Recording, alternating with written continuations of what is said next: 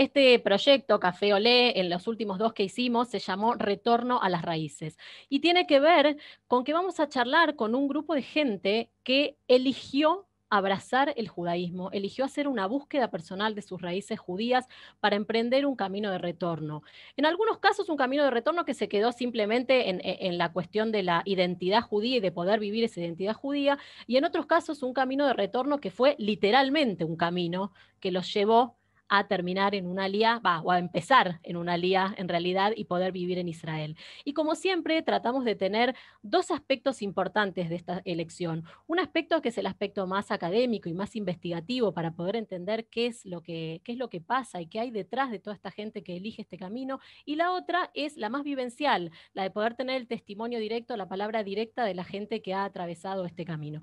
Por eso hoy nos acompañan Judith Boxoer Liberant. Ella es argentina, aunque le queda de acento casi nada de acento argentino. Radicada en México, es investigadora y profesora de la Facultad de Ciencias Políticas y Sociales de la Universidad Nacional Autónoma de México.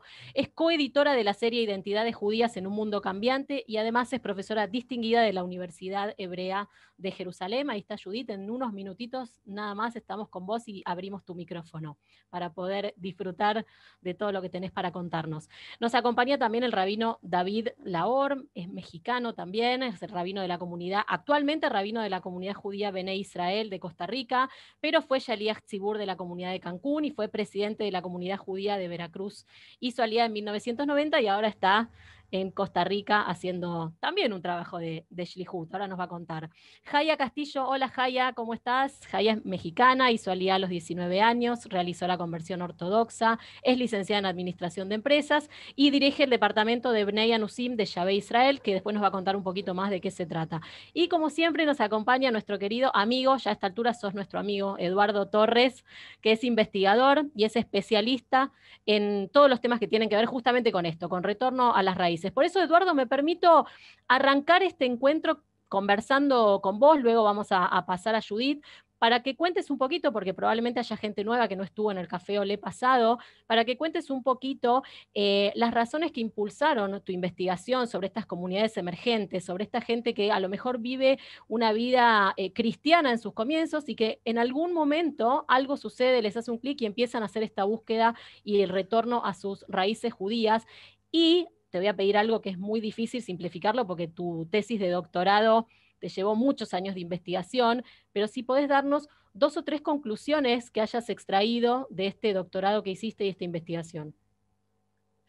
Sí, bueno, buenas noches. Muchas gracias nuevamente, Silvana, a ti, al equipo del Departamento de Idut-Aliyah y bueno, a toda la teleaudiencia por esta nueva oportunidad de reencuentro y de diálogo entre las diferentes historias y comunidades y grupos que han hecho Aliyah a Israel y también los que se encuentran en la diáspora. Efectivamente, mi trabajo de doctorado, iniciado en el 2007 y terminado 10 años después, un poco trata de la historia del fenómeno del judaísmo de estas comunidades y que tiene su origen desde finales del siglo XIX, precisamente el hecho de que nosotros en América Latina, comencemos por México, fue precisamente que en 1889 Francisco Rivas, un profesor mexicano de Campeche, del área del Caribe mexicano, escribió un periódico llamado El Sábado Secreto, donde en este periódico él precisamente asume su identidad anusim de los judíos sefaraditas que salieron expulsados de España, y a partir de ese momento podemos decir que desde finales del siglo XIX hay una historia de judaísmo, de personas que reconocen su identidad judía y que se expresa precisamente desde el principio del siglo XX en diferentes comunidades que empiezan a aparecer en América Latina, en Chile, en México, posteriormente en otros países, y que tienen como denominador común diferentes tipos de acercamiento. Uno por la vía religiosa, por comunidades de iglesias israelitas, pero por otra parte también el tema de la identidad de sus raíces, de familiares judías. En ese sentido, yo creo que las principales conclusiones que llega a la investigación es precisamente cómo en América Latina tanto los factores religiosos como étnicos en su desarrollo histórico llevan al fenómeno del cambio religioso y que tienen que ver también con fenómenos contemporáneos como el proceso migratorio de la ciudad, desde el campo a la ciudad y de ahí también de una nación a otra, y que llevan también este proceso de identificación con el judaísmo también por la presencia de las comunidades judías en América Latina paralelamente desde finales del siglo XIX y principios del siglo XX. Encontraste un mundo mucho más amplio del que te imaginabas cuando te sentaste a diagramar tu tesis de doctorado, ¿no es cierto? Digo, vos venías de como de un nicho y de una búsqueda y de repente encontraste muchas comunidades emergentes abarcativas de todo el continente, por lo menos latinoamericano.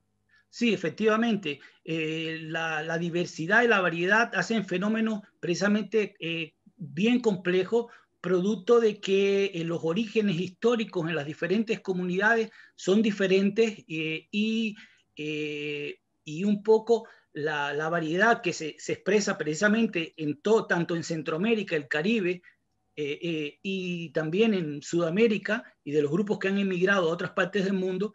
Creo que esto es uno de los principales retos que tiene actualmente para las instituciones judías que tienen que enfrentar este problema y que es un fenómeno nuevo y que está en proceso de investigación, y creo que en este sentido encuentros como el que nosotros estamos haciendo puede ir contribuyendo a que esas voces y esas historias y el fenómeno pueda irse en un proceso de diálogo y de reconocimiento para ir encontrando aquellos aspectos que son comunes y diferenciados en las diferentes comunidades. Bien, Eduardo decía recién, las comunidades judías tienen que enfrentar este problema. Y para hablar un poquito de esto, quiero acercarme a Judith. Hola Judith, ¿cómo te va? Ahí tenés abierto el micrófono, porque vos, Judith, sos una investigadora y te has especializado en temáticas de identidad judía en un mundo cambiante. Sos coeditora de una investigación que habla sobre identidades judías en un mundo cambiante. Y vaya si estamos en un mundo cambiante. Creo que nunca más cambiante que lo que estamos viviendo en este momento. Entonces quería preguntarte, ¿cuáles son los desafíos? ¿Cuáles son los obstáculos? Y agrego también, ¿cuáles son los problemas? Haciendo alusión a lo que decía recién Eduardo, que viven las comunidades judías hoy en el continente latinoamericano. Muy bien, ok, muchas gracias. También un saludo a todos ustedes y a los colegas que me acompañan hoy, a todos los que nos están oyendo. Bueno, voy a retomar un punto fundamental de lo señalado por Eduardo.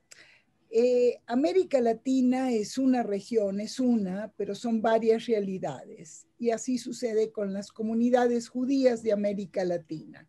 En este sentido, cualquier tipo de afirmación que hacemos tiene que tomar en cuenta la región en su totalidad, cada una de las realidades nacionales y aún locales, en algunos casos, como sería Argentina o Brasil, por decir, también crecientemente México. O sea, esta es una primera observación y a su vez una conexión muy fuerte con un mundo judío global. Entonces aquí tenemos diversidad dentro de la diversidad. América Latina diversa, el mundo judío diverso. Y entonces estoy de acuerdo, estamos en un momento de transiciones. Hay por una parte una trayectoria que va desde fines del siglo XIX al XXI, que tiene que ver con la fundación de una vida judía colectiva fuerte en nuevas comunidades, y por otra parte con un cambio que se está dando en el mundo judío mismo y en América Latina. Fueron inicialmente comunidades fundadas con un fuerte secular, donde la tradición estaba sobre todo manifiesta en posturas, digamos, políticas, ideológicas, los grandes debates del mundo judío que se desplaza hacia América Latina, y hoy por hoy vemos que son comunidades donde hay una creciente presencia de, diríamos, de una religiosidad, tanto en el liderazgo como en la práctica, y en esa religiosidad hemos visto que por un lado son comunidades que se diversificaron cuando los movimientos, por ejemplo, conservador o reformista llegaron, pero que hoy por hoy tienden a una creciente ortodoxia. ¿Por qué lo digo? ¿Por qué enfatizo este punto que está ligado con muchos otros que tienen que ver con diferentes modos de ser judío, diferentes modos de identificarse, que son en efecto cada vez más diversos? Me detengo en la dimensión religiosa porque aquí hay un primer punto que nos lleva a ver la continuidad y cambio que se da con el encuentro con estas comunidades emergentes. Porque el punto fundamental que se plantea es cuál es la puerta de entrada de estas comunidades al judaísmo. ¿Es necesariamente una puerta de entrada religiosa? Entonces abrimos el dilema que hoy el mundo judío tiene. Cuando digo el mundo judío, digo las comunidades de la diáspora y el Estado de Israel. ¿Por qué digo dilema? Porque por una parte tenemos una autoridad, como es el caso de Israel, como es el rabinato, que tiene una interpretación de cuál es la conversión que debe, cuál es en efecto el proceso de conversión como puerta de entrada, y por otra parte muchas otras corrientes dentro del mundo religioso judío que también reclaman ser reconocidas como tales. Judith, Entonces, quiero preguntarte algo sobre lo que acabas de por decir para que favor, no se me escape. por Cuando hablas favor. del dilema, cuando hablas del dilema del pueblo judío, ¿te referís a esto? ¿A las diferentes formas de ser judío? Porque hoy en el siglo XXI no podemos seguir hablando de un único pueblo judío, ¿o sí? Bueno, muy interesante lo que dices. Yo creo que si hablamos de un pueblo, si hablamos de una comunidad, si hablamos de, digamos, una sociedad, tenemos que entender que hay un momento que es lo uno, pero ese uno ya no es uniforme y homogéneo. Tienes toda la razón. Cada vez más las sociedades son complejas, no hay una sociedad israelí, no hay una sociedad mexicana, no hay una comunidad judía, sea donde fuere. Esto es uno de los desafíos, digamos, no solo conceptuales de cómo lo definimos, sino también políticos, de políticas públicas. Cuando digamos, un líder político nacional habla del pueblo, uno tiene la imagen de que hay una referencia a un grupo uniforme homogéneo. No, son sociedades complejas. Así como hay complejidad en las sociedades, lo hay en las comunidades judías. Y el dilema que refiero es la capacidad o no que tengan los liderazgos de entender que una realidad compleja no necesariamente es un obstáculo o una amenaza, sino que es un desafío encontrar nuevas formas de atenderla.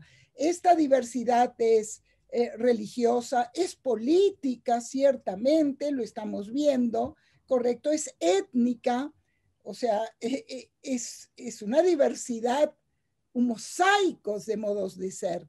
Yo te diría algo más, tal vez, para responder a esta tan importante observación que hace Silvana.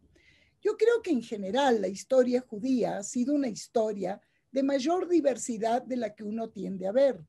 También las sociedades, uno tiende a imaginar que solo el mundo contemporáneo, no, en el mundo moderno de siglos previos también se daba. Creo que el judaísmo siempre ha sido, digamos, una civilización dialógica, de diálogo, esta sería la palabra, es diálogo permanente, ¿correcto? Cuando hay épocas que este diálogo se ve constreñido, cuando no puede ser reconocido, cuando no se lo ve como legítimo, son épocas difíciles que las hemos tenido. Entonces, digamos que el dilema es ese, un poco resumiendo, hay una diversidad. Esa diversidad plantea nuevos desafíos de cómo tener respuestas diferenciadas en todo sentido. Tal vez el ejemplo que yo daría para cerrar esta pregunta, si tomo México, es el siguiente.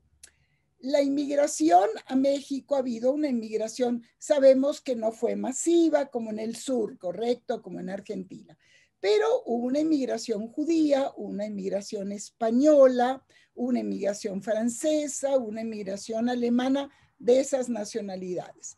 Todas fundaron, al llegar a México a principios del siglo XX, sus instituciones educativas.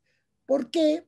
Bueno, porque el México postrevolucionario había hecho una apuesta a una educación amplia, extendida, y se buscaba una educación tal vez de mayor calidad.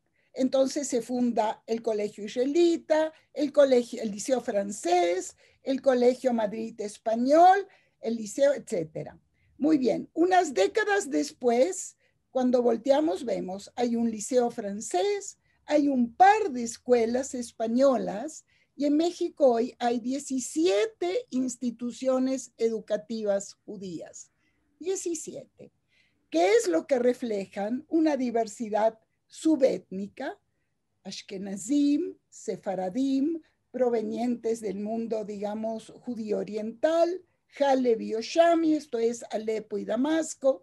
También tenemos por una diferenciación de ortodoxas, conservadoras, reformas.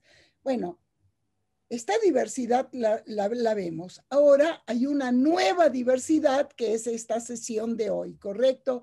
Que son los grupos emergentes, que como veremos a lo largo de esta sesión, en parte reclaman su origen histórico que se puede llevar hasta la expulsión y la época de la Inquisición, o bien que reclaman un origen en el siglo XIX, y muchas de ellas refundadas en el siglo XIX apelan también a raíces previas. Entonces, si he sido clara, estamos frente en general a un mundo en transición con múltiples instituciones. Ahora fíjense, yo hablé de las instituciones educativas. Cada sector dentro de la comunidad tiene su propia estructura organizativa. Entonces, hay aquí una permanente. Yo recuerdo, ahora que estamos aquí hablando, que cuando yo me acerqué al tema de judaísmo contemporáneo, yo leí un trabajo del profesor Haim Avni, que Eduardo conoce bien, fue quien fundó los estudios judíos latinoamericanos en la Universidad Hebrea, donde él se hacía una pregunta: ¿qué es lo que caracteriza al mundo judío? ¿La unidad o la? Y ahí entonces no hablaba de diversidad, hablaba de división. Con esto quiero concluir. La diversidad no necesariamente debe significar división o fragmentación si es asumida responsablemente, si se crean los espacios de encuentro para el diálogo, si hay un reconocimiento. Creo que con esto... Ese es el desafío, ¿no? El encuentro y el diálogo es el desafío de los siglos. Pero quiero preguntarte, antes de pasar a Jaya, Claro. y obviamente después vamos a volver contigo, quiero preguntarte, en esta diversidad que vos hablás, ¿qué lugar ocupa Israel en esta búsqueda imperiosa de estas sociedades emergentes? Digo, ¿es una necesidad de atravesar esta diversidad y de vivirla en América Latina? ¿O vos ves como un patrón, como un tópico recurrente en tus entrevistas, en tus investigaciones, en donde Israel es el norte? Bien, muy interesante. También en esto hay una transición. Para la vida judía en América Latina, de Argentina al norte a México, Israel, la idea sionista Israel, fue un foco de identificación siempre. Fue un modo de legitimar la propia presencia. En Argentina era el equivalente a la idea de la madre patria que los otros grupos tenían, ¿correcto? En México, si lo vemos históricamente, es la oportunidad de salir, digamos, a un mundo político. Lo estoy pensando en este ejercicio que la comunidad organizada hace para reclutar el voto positivo de México a la partición de Palestina. Israel aparecía como la contraverdad de la destrucción de la Shoah y de lo que esto había significado. Entonces, no solo eso, fue también un eje de organización. Y también, obviamente, una aspiración fundamental a un nexo que no solo era un sionismo de Akshama práctico, también era un sionismo como una visión de mundo, como valores compartidos. Ahora bien, hoy por hoy, también nosotros vemos un mundo judío que tiene un centro, digamos Israel, pero tiene otros centros también. Si nosotros vemos los flujos migratorios, Estados Unidos compite con Israel, vemos que también en sus influencias religiosas, pensemos que de Estados Unidos llega a América Latina el movimiento conservador, ya no solo la inspiración europea. Entonces, esto sería el background general. El mundo judío aparece como más radial, más como una diáspora con muchos referentes. Sin embargo, no olvidemos que en el tema que estamos viendo de las comunidades emergentes, también Israel tiene una diversidad, porque ¿quién habla en nombre de Israel? No hay una política de Estado, hay una política de gobiernos, y entonces, ¿quién tiene la última palabra? ¿Es el rabinato? ¿Es el Ministerio del Interior? ¿El Ministerio de las Diásporas? ¿El Ministerio de Aliyá y Absorción? El Ministerio del Interior, si lo dije, la agencia judía, o sea, aquí vemos que hay, perdón, y el gobierno en turno, ¿correcto? Y los gobiernos y los partidos. Entonces, aquí también estamos con un problema de diversidad. Estamos, si tú quieres, no, a lo mejor no estoy aportando clarificación, pero mi mensaje es que el mundo judío es un mundo muy rico, fascinante y muy complejo, donde Creo hay... que, creo que va a ser interesante a aportar y complementar todo esto que vos estás diciendo con la mirada de algunas familias que tenemos aquí, a las que ahora vamos a preguntarles también, por qué la elección fue Israel y por qué la elección y la necesidad de desarrollar esa identidad judía y verla desarrollada por fin, porque muchos de ellos empezaron a desarrollar su identidad judía en la diáspora, pero necesitaron llegar a Israel para que eso se transformara en otra cosa. Y en ese camino la podemos encontrar a Jaya. Judith, en un ratito vuelvo con vos. Jaya, ¿te querés abrir el micrófono? A ver si podés. Ahí Creo que estás. sí, ¿Cómo aquí estás, estoy. Jaya? Muy, Guay, muy buenas excelente. noches. Bueno, queríamos un poco charlar con vos y le decíamos recién a Judith que vos podés aportar también desde otra mirada, porque a vos te pasó esto, digamos, vos viviste una vida que no estaba tan ligada al judaísmo y a los 19 años hiciste aliyá, realizaste la conversión ortodoxa en esto que también decía Judith de la diversidad, ¿no? De pudiste haber elegido la rama conservadora, la rama más reformista, y no, sin embargo te metiste de lleno en lo que tiene que ver con la conversión ortodoxa y ese reconocimiento por parte del rabinato de Israel. Entonces, contanos un poquito, y primero, ¿qué es Benei Anusim? ¿Qué es Yahvé Israel, de donde vos dirigís actualmente en Jerusalén, ¿verdad? ¿Queda la sede? Sí, en Jerusalén. Para que la gente conozca de qué se trata la institución. Excelente. Bueno, Silvana, muchísimas gracias. A toda la audiencia un gran saludo. Este tema me toca mucho el corazón porque es mi experiencia de vida.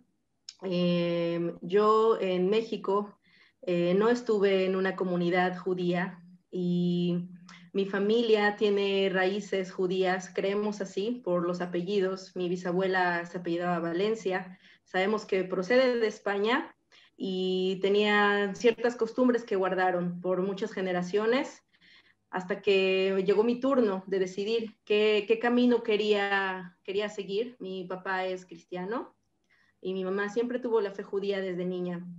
Entonces, pues yo quise saber qué era el judaísmo y afortunadamente, digo afortunadamente porque realmente es para mí, cuando realicé mi conversión, sentí que había encontrado mi camino, que había encontrado la misión para la cual yo nací, que era servir a Dios y por medio del judaísmo.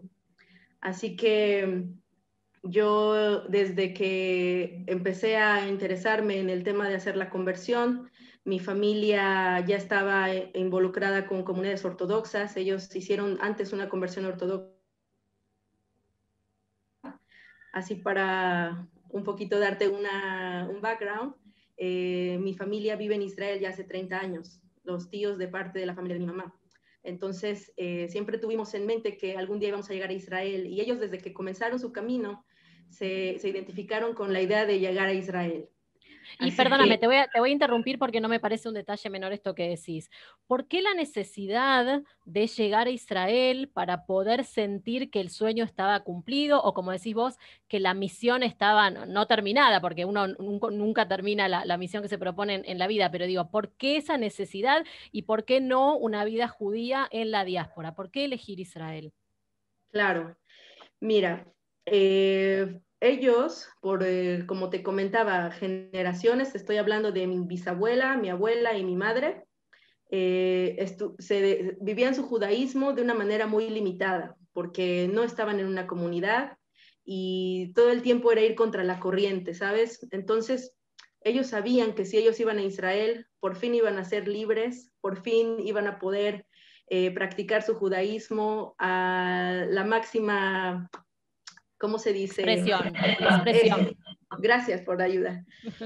Y entonces yo también tenía esa idea de que, ok, en la comunidad uno si trataba de ingresar, pues podría uno hacer Shabbat, festividades, pero no era lo mismo. Ya teníamos en mente que mis tíos que ya habían hecho Aliyá tenían todo un sistema adaptado al judaísmo, o sea, si tratamos del tema de trabajo, de estudios, todo ya está diseñado para practicar el judaísmo. Entonces, con esa idea yo quise intentar, porque igual es una decisión difícil, ¿sabes? Convertirte, renunciar a tu vida secular y de repente comprometerte con una vida donde vives el judaísmo en cada aspecto de tu vida, a nivel personal, a nivel... también es una transición de otra cultura, otra sociedad, otro idioma. Entonces, yo quise intentar y a mis 19 años terminé el colegio y dije, no voy a entrar a estudiar ingeniería, que era el plan, voy a estudiar, no sé qué voy a estudiar, voy a ir a Israel y yo quiero saber de la fuente, qué es el judaísmo, qué se siente vivir ahí, y entonces voy a decidir. Pero como te dije antes, mi familia ya estaba en un ambiente religioso, todos hicieron una conversión ortodoxa, entonces yo llegué a ese mundo y me gustó muchísimo, me fascinó el judaísmo, encontré una vida más espiritual y decidí quedarme. Me quedé en Israel. ¿Tu Empecé proceso de conversión lo hiciste allí, en Israel? sí, en Israel. Mis tíos lo hicieron en México, pero yo llegué a Israel, estudié aquí y comencé estudios de Midrashá, de hebreo, y decidí quedarme. ¿Y cómo es que llegaste a donde estás ahora, a Yahvé Israel, y sos directora del departamento de Bnei Anusim? Contales un poco a la gente qué es el departamento de Bnei Anusim y con qué gente trabaja, quiénes se pueden acercar para hacer averiguaciones y mismo para emprender y empezar a recorrer este camino de retorno. Sí, bueno, pues también tengo el orgullo de decir que trabajo en algo que amo, que yo siempre quise, así como yo recibí ayuda cuando yo llegué a Israel, que realmente este es un país lleno de gesed, de bondad, quise también retribuir un poco. Entonces me llegó la oportunidad. Yo llevo en Israel viviendo ya 13 años y al principio hice mi carrera aquí, estudié administración de empresas, estudié turismo y trabajé en hotelería 5 años. Pero un buen día me llaman de Shabbat Israel y me dicen si quiero venir a una entrevista. Dije, bueno, voy a probar, siempre quise hacer algo así. Y de 7 personas que entrevistaron me quedé yo. Ahora, no creo que fue de casualidad, yo creo que fue porque yo pasé este camino, que es la conversión. Claro. Y realmente a mí me fascina mi trabajo en Shabbat Israel. Yo lo que hago es acompañar en parte procesos de conversión que son supervisados por el Rabinato Principal de Israel. Shabbat Israel es una organización que ayuda a todas las personas que creen que tienen raíces judías y necesitan una guía, ¿ok? No necesariamente es una persona que quiera hacer conversión, es todos aquellos que creen o que se sienten atraídos al judaísmo y necesitan una guía. Entonces, Shabbat Israel toca comunidades alrededor del mundo. Te puedo mencionar rápidamente los Bnei Menashe, que recientemente tuvimos una alía de 200 personas de la India, la comunidad de Kaifeng en China, la comunidad de Subotnikim en Rusia, y Bnei Anusim, que es mi rama, que precisamente yo estoy en contacto con comunidades en toda Latinoamérica, Europa, como son Italia, España, Portugal, y de paso también me encargo y estoy en contacto con comunidades en Polonia. Pero bueno, tocando el tema de Bnei Anusim, vemos que es un fenómeno. Gracias a que los últimos 10 años se desarrolló el Internet, la gente ya tiene más acceso a información. Es increíble. Yo no sabes la de emails y preguntas y consultas que recibo de gente que quiere saber si tiene raíces judías. Entonces, en Shabbat Israel, yo también lo que hago ahora es un proyecto de preservar la cultura de las comunidades de los dispersos de Israel. Así que, bueno, combino muchas cosas, pero todo llega a un punto. El punto de encuentro es que la gente está regresando al pueblo judío, hay un despertar, y junto con este despertar nacen lo que hoy llamamos las comunidades emergentes. Y Jaya, ¿cómo maneja Israel esa diversidad de comunidades emergentes? Recién Judith nos hablaba y nos hablaba de lo que tiene que ver con la diversidad y que ese es el verdadero desafío, ¿no? Encontrarla y poder trabajar sobre ella, ¿no? No que sea una amenaza a la diversidad, sino que sea un puente. Entonces vos recién hablabas de China, recién hablabas de India, ¿no? De comunidades que uno dice, bueno, ¿de dónde? ¿Cómo? ¿De dónde salieron? ¿Cómo puede ser? Bueno, con una mirada también muy no céntrica, digamos, ¿no? Porque uno también tiene que abrir un poco la cabeza, pero digo, ¿cómo maneja Israel esa diversidad? ¿La aceptan? ¿La trabajan? ¿Llegan a buen puerto? Bueno, realmente este es el desafío y yo creo que es la razón de ser de la organización de Shabbat Israel. Es un poco difícil estar abiertos y como tú sabes, en Israel hoy día existe el rabinato, que ellos son el único cuerpo que tiene la facultad de decidir o determinar quién es judío y quién no. Entonces, el Shabbat Israel, el trabajo que ha hecho es ayudar a estas comunidades por medio de enviar emisarios, por medio de apoyar a estas personas que sí deciden abrazar el judaísmo de una manera oficial, que es realizando su conversión ortodoxa, como lo exige el rabinato. Y de ahí en más, Shabbat Israel se encarga de todo lo que es el proceso de conversión, proveerles el programa, la preparación, y también en algunos casos traerlos en aliyá, como es el caso de China, el caso de India, y ahora en América Latina estamos trabajando apoyar a estas comunidades por medio de emisario. Tenemos un emisario ahora en Colombia que se encarga de 12 comunidades emergentes. También toca un poco las comunidades de Guatemala, El Salvador, Ecuador, Perú. Y bueno, puedo hablar horas de Shabbat Israel, Pero no se trata, digamos, no se trata solamente de llevar gente a Israel por el solo hecho de llevarlos, sino de tener contingentes de alía de estas comunidades y luego permitirles desarrollar allí su vida judía. Creo que esto es un poco claro, también el claro. resumen de lo que tiene que ver de la misión de Shabbat Israel. Najón, al paralelo, ciertamente, al paralelo nosotros apoyamos las comunidades para que ellos se institucionen en su propio lugar. Como te mencioné ahora, tenemos 12 comunidades en Colombia y van naciendo, te digo, Ecuador, Guatemala, es increíble. Me diste un poco el pie para hablar con el rabino David Laor. En un ratito volvemos. Jaya. Hola, rabino David Laor. ¿Cómo estás? Muy bien, muchísimas gracias. Saludos desde Costa Rica a todos los que nos están viendo desde diferentes partes del mundo. Muchas gracias. Bueno, recién hablaba un poco, Jaya, de la institucionalidad, ¿no? De que los judíos puedan tener un camino institucional, un camino comunitario, esta dificultad de poder vivir una vida judía cuando uno no tiene el marco comunitario. Y vos justamente, gran parte de tu misión tiene que ver con eso, ¿no? Con enmarcar a mucha gente que quiere vivir un judaísmo, pero quiere vivirlo en el interior de una comunidad. Y eso muchas veces en América Latina es muy complejo. El día que nos conocimos, que tuvimos algunas reuniones, vos nos contaste acerca de un documental que se llama 8 Candelas, que después le vamos a recomendar a la gente que lo busque en YouTube, que es un documental que habla básicamente de los inconvenientes que tienen determinadas comunidades para poder llevar adelante la experiencia vívida del judaísmo, sencillamente porque no tienen un lugar que los acobije, ¿no es cierto? Entonces tienen que construir su propio templo, y no solo construir su propio templo, sino construir su propio contenido. Y ahí estás vos para llevar un poco de contenido. Entonces, ¿cuáles son las principales dificultades que enfrentan estas comunidades de América Latina para poder desarrollar un judaísmo pleno?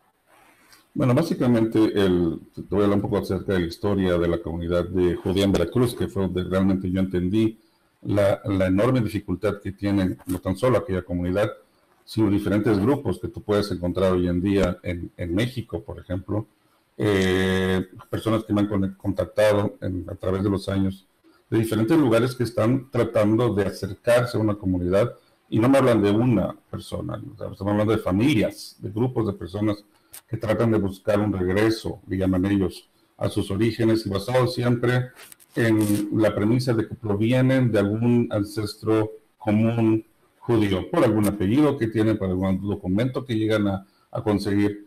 Y básicamente cuando se acercan o se han tratado de acercar a las comunidades en la Ciudad de México, sin lugar a duda han tenido un rechazo automático, porque la comunidad ortodoxa judía de México no tiene la apertura como para recibir personas y empezar a tratar de darles un apoyo que puedan desarrollar sus propios grupos. No existía un Shabbat Israel, ese es el problema.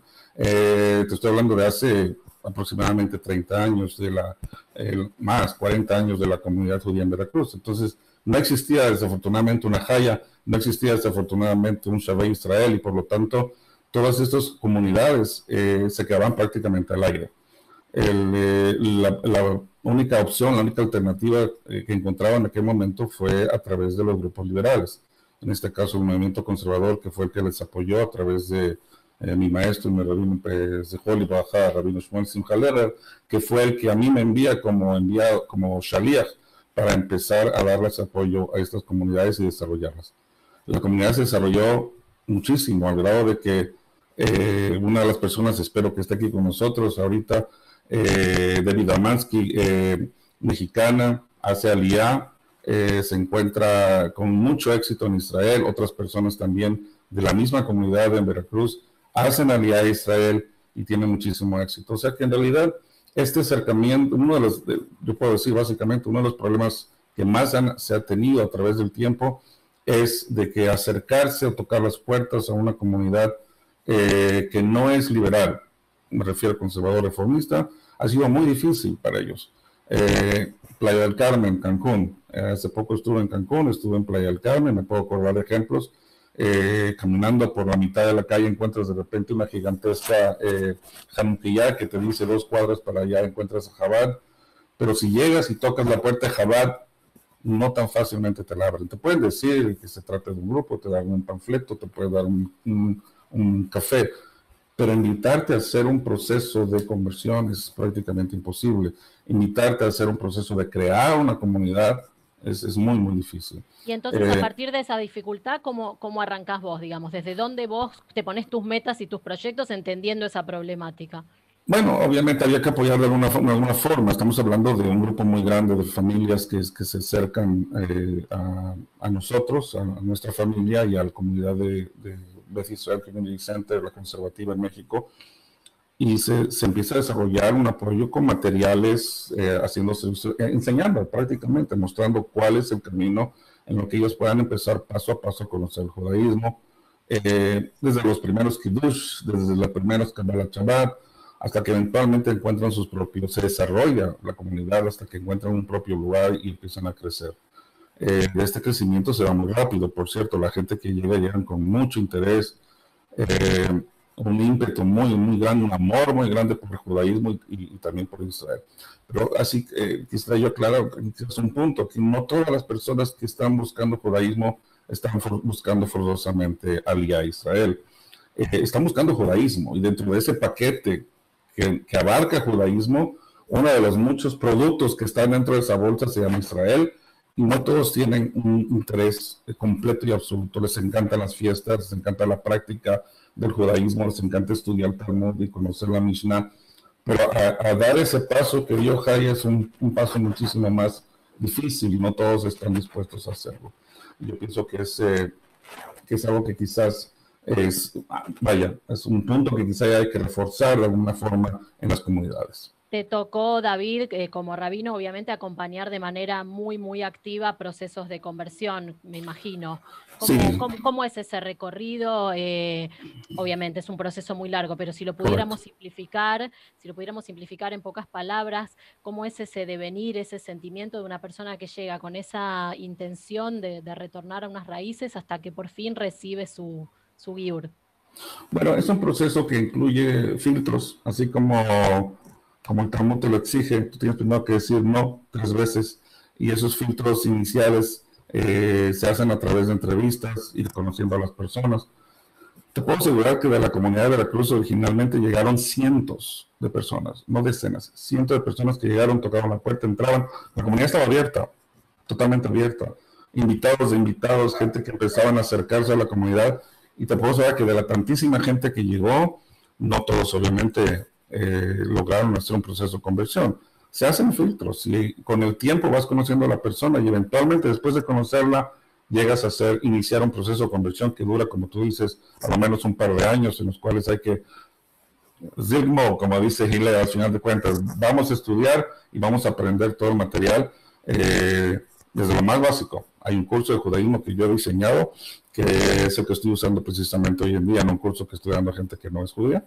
Precisamente por eso, es un curso académico, muy genérico, en el cual estoy enseñando el judaísmo de cero, en qué creemos hasta los últimos detalles de conceptos básicos de Kabbalah, pero la idea es de que la gente tenga una base muy, muy fuerte de conocimientos para que entonces, y solo entonces, tomen la decisión de convertirse. Y entonces comenzamos otro proceso de conversión. Y cuando la gente llega a Israel, acá después tenemos un testimonio, ahí está Santiago esperándonos, sí. Un ratito vamos a hablar con él. Cuando la gente llega a Israel, después sigue en contacto con la comunidad, te cuenta cómo fue su desarrollo, para que vos puedas también llevar esa experiencia a la gente de tu Keilah. Bueno, ha habido 2 casos, obviamente. La gente que llegó de Veracruz, en el caso de Veracruz estoy hablando, buscó un judaísmo más ortodoxo, buscaba algo muchísimo más profundo, más activo, y eventualmente el nexo con la comunidad conservadora, obviamente, en Veracruz se llega a bajar significativamente, pero sí sigo en contacto, obviamente, con muchas personas de México que hicieron aliyá en México. Tenía sobre todo contacto con la familia Pérez, tenía contactos con varias personas que conozco, que sé, que llegaron a Israel. Unas personas se quedaron, otras personas regresaron, pero todas las personas que llegaron a Israel llegamos a mantener un contacto. En el caso de Costa Rica es algo nuevo porque acabo de llegar, pero entiendo que ahorita inclusive me da mucho gusto que pongas con tu nombre Rafael Uzi, todo escrito en hebreo. Claro. Exactamente. Me doy cuenta. Ahora vamos a hablar con Santiago. Quiero hacerte una pregunta más, David, porque esto también tiene que ver con experiencias personales, ¿no? Para eso estamos, para escuchar testimonios en primera persona. Vos hiciste aliyá. ¿Por qué vos decidiste hacer aliyá? Bueno, fue un proceso al final de cuentas. Yo sentía que para realmente, es lo que les platicaba precisamente en la comunidad en donde yo estuve, y también les expreso esto abiertamente a mucha gente que cuando estudia conmigo, les digo, el judaísmo es hermoso vivirlo en la Golá, fuera de Israel, pero cuando estás dentro de Israel, no lo vives, lo sientes. Esa es la gran diferencia. Cuando estás en Israel, tú no te tienes que preocupar de que si es Shabbat o no es Shabbat. Obviamente los supermercados están cerrados, los niños no van a la escuela. Ese es tu día en que vas automáticamente. No lo piensas 2 veces. Es el momento en que estás viviendo. Tus días libres de trabajo son acorde al calendario judío. Tienes obviamente tus vacaciones en Pesaj, porque es Pesaj. No tienes que preocuparte por eso. Llegas y tomas una lata de zanahorias o de lo que sea en el supermercado, no tienes que estar checando si es kosher. Todo lo que la vida la estás viviendo constantemente dentro del ámbito judío. Las letras en el autobús están en hebreo. La gente que escuchas en el aeropuerto te recibe hablando hebreo. Eso es otro mundo, es una sensación de sentir el judaísmo, no de vivir el judaísmo, de sentir el judaísmo. Clarísimo. Es algo muy profundo. Clarísimo, David. Es tan profundo que se entiende perfectamente lo que mencionás. Quiero volver unos minutos a Judith, que estaba con unos problemas de audio. No sé, a ver, Judith, ¿estás bien? ¿No escuchás? No, sí, yo nomás que cuando estaba oyendo ahorita al rabino, se me cortaba la voz, no sé si a todos les sucede lo mismo. Creo que Nosotros ahorita ya escuchamos y se a vos se te recupera. escucha bien. A vos se te escucha bien. Pueden hacer un ok si la Ahora, escuchan. Sí, te escuchamos. Bueno, ok, perfecto. Judith, quería preguntarte, ¿qué fortalezas y qué debilidades encontrás vos en este devenir de poder sostener una vida judía en la diáspora? ¿Y qué fortalezas y debilidades tiene sostener una vida judía en Israel? ¿Hay un micrófono abierto? No sé de quién. Sí, sí, se oye. Ok, tú me oyes bien, ustedes me oyen ahora. Ok. Sí, ahí está, ahí Bueno, apagó el micrófono Galaxy. claro, lo que acabamos de oír me parece del rabino Laor, me parece que es muy importante. O sea, acá hay un problema de precisamente de fronteras rígidas que no asumen que hay nuevas formas, nuevas transformaciones en el mundo judío. Entonces, esto me parece muy importante. Entonces, uno de los desafíos que yo diría que es para América Latina, pero lo es también para otros lugares, es encontrar los espacios de encuentro y de diálogo. Esto me parece fundamental. Hay muchas veces, y creo que esto es el caso hoy dentro del mundo religioso judío seguro, donde es muy difícil imaginar un cabal consenso. Pero lo que sí debe haber son acuerdos específicos de cómo el disenso debe ser tratado y no excluido. Entonces, un primer eje de debilidad y fortaleza es cómo manejamos la inclusión y la exclusión. Esto me parece que es fundamental en este caso. Creo que lo mismo es válido para la sociedad israelí. Creo que es lo mismo. Esto es aprender a vivir y a encontrar los espacios, porque mira, la vida judía, como bien señalaba Jaya y como ahora tú preguntabas o previamente también el rabino Laor, la vida judía es una vida colectiva y es una vida que tiende a tener organización, instituciones. Eso es, digamos, el sustrato de una vida judía fuerte. Entonces, si no hay esta organización, es muy frágil, es muy difícil y por tanto, una de las cuestiones que estamos planteando es cómo crear esos espacios de encuentro institucionales. Me parece que esto es muy importante. El Excelente. diálogo, Y claro, podría, sí, perdón, termina la idea, termina la idea. no, iba a decir que la identidad no es algo que flota en el aire. La identidad tiene arraigos, tiene sustratos y por tanto este es un problema. Y en esta línea de lo que estamos concluyendo es que se trata también un tema de reconocimiento. Esto es cómo reconocemos al otro.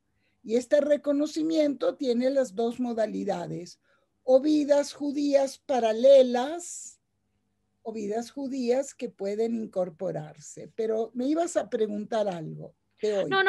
no, en realidad quiero hablar con Santiago, pero haciendo hincapié en esto que decís vos del eje inclusión o exclusión, que me parece muy importante cuando yo te dije busquemos un punto que sea común en Israel y en la diáspora, porque esto que comentás de que el judaísmo necesita del otro, de que una vida judía necesita del otro, es muy así.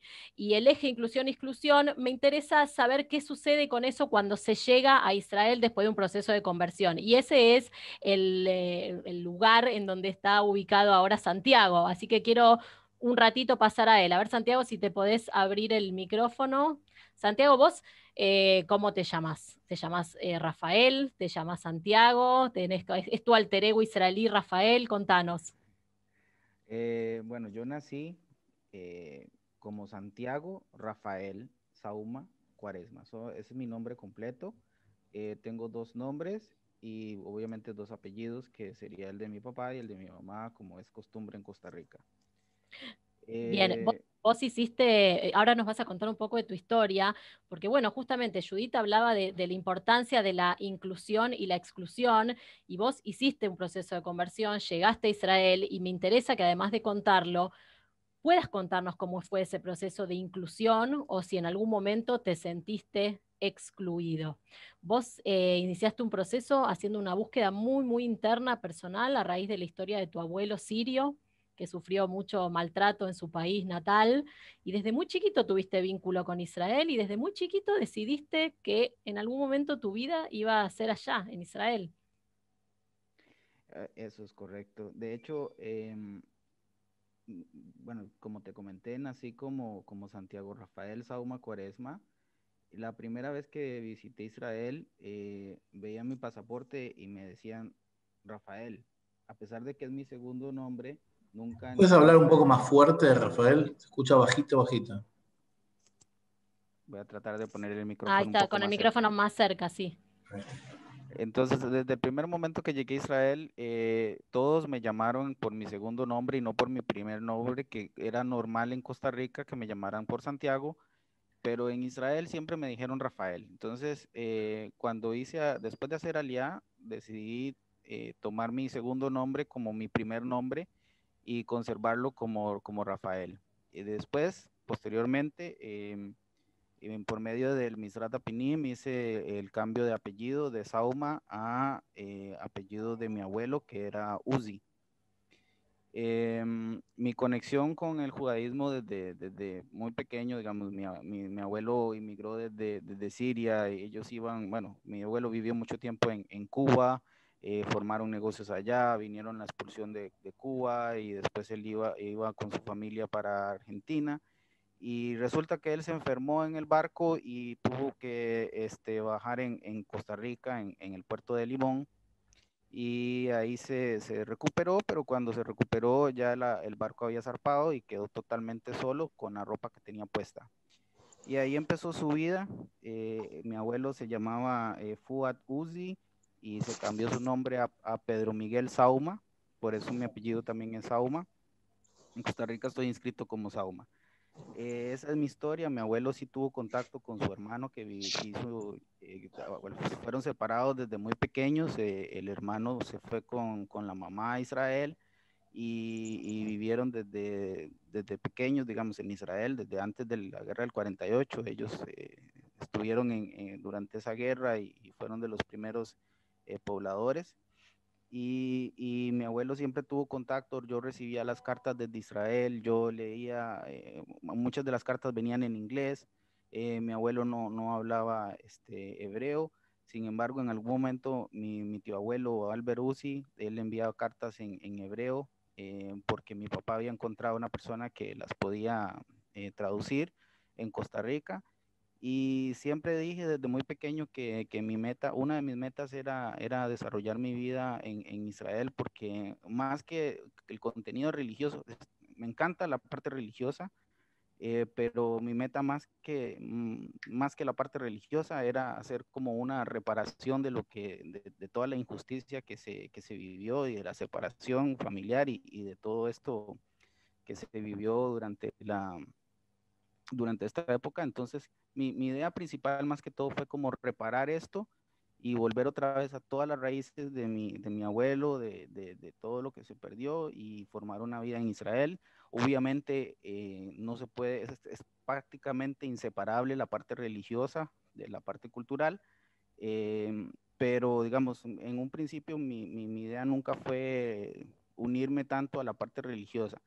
Cuando empecé con esto, toqué las puertas a la ortodoxia bastantes veces y siempre fui rechazado, sobre todo, bueno, principalmente en Costa Rica, que fue donde me desarrollé.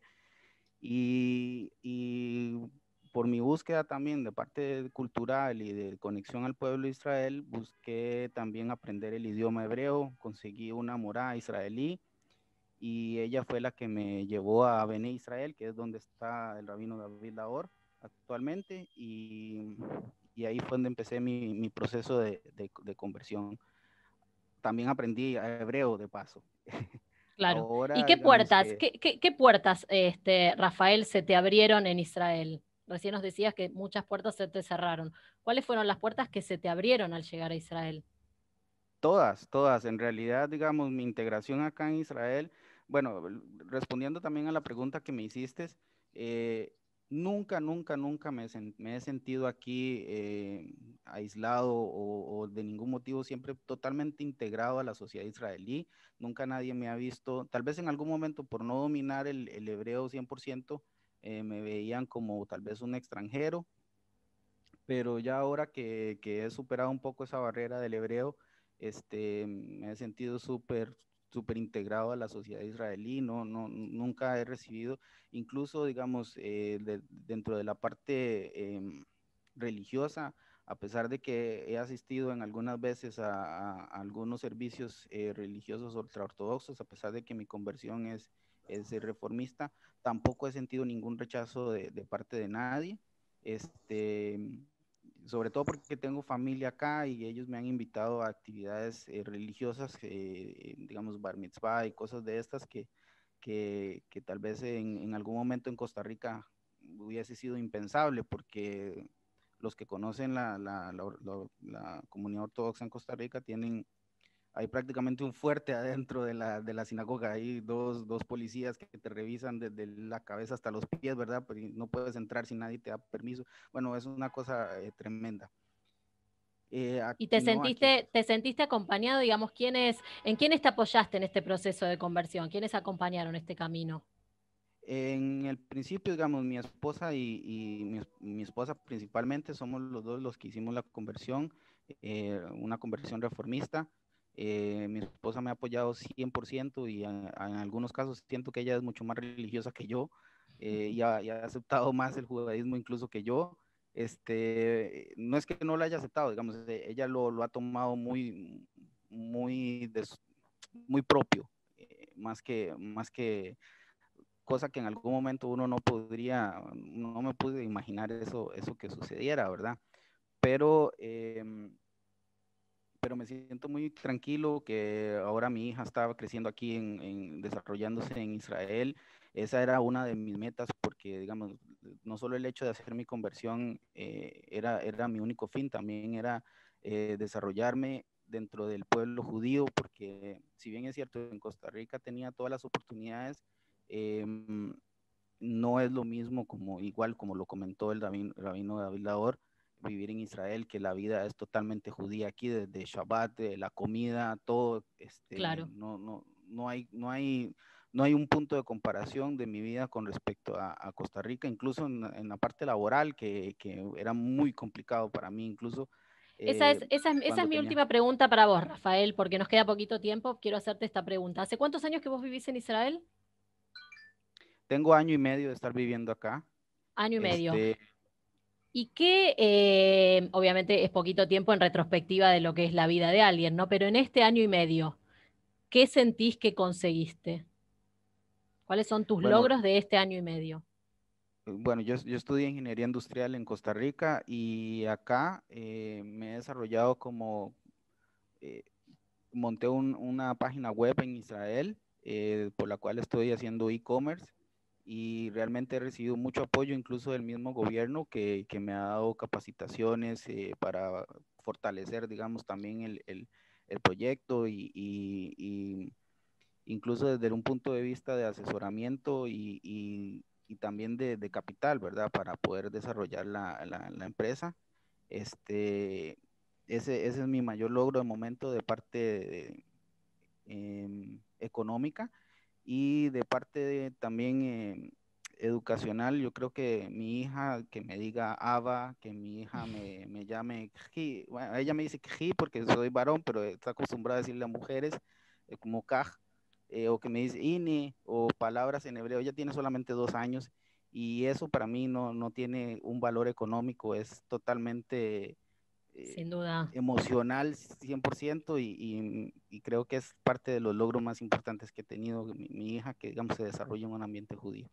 Ten Gracias, cuidado Rafael. porque Nada más que te quería comentar, ten cuidado, porque en un año ya vas a ver más hebreo que tú, así que tienes que ir Bueno, así de rápido aprendiendo hebreo. David, no te apagues el micrófono, no te apagues el micrófono, David, porque yo te veía, ya estamos finalizando nuestro encuentro de Café Olé, pero te veía sonreír desde la ventanita cuando lo escuchabas a Rafael hablar de esto, y me parece que también debes estar sonriendo porque esto es también fruto de tu trabajo en estas comunidades, que son comunidades pequeñas, en donde vos llegás con un bagaje desde Israel trayendo todo este sentir y toda esta vida judía para poder aportarla a estas comunidades emergentes, para ayudarlas a desarrollar una vida judía, en principio en la diáspora y con una mirada puesta, ¿por qué no?, en Israel, ¿no?